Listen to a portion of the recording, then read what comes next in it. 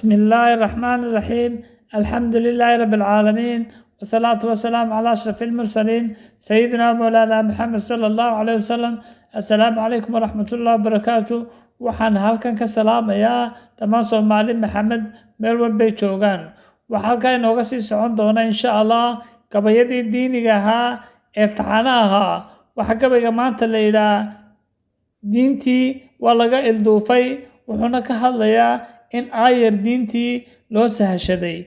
wuxuuna ku bilaamayaa insha Allah sidan uu adduunku yahay Allah u eekaysiiyey addoomaha Ilaahay ayaamahan way ilaabeene, diintii asalka ahayd way ka ilduufeen, arrimihii mucjisada nabigii udgoonaa way ka irdhoobeen.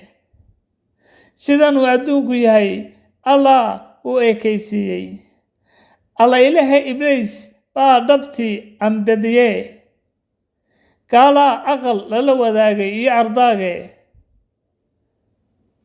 ubadkiibaa la siistay in yaroo adduune, aakhiro warkeeda iska badaayo ifkan ayaa lagu asqoobay. waad mahadsantiin dhammaantiin. waxaan leeyahay waa aakhir samane, fitnada ifka eebe haynaga dhowro insha Allah walaalayaal. wasalaamu calaykum waraxmatullaahi wabarakaatuh.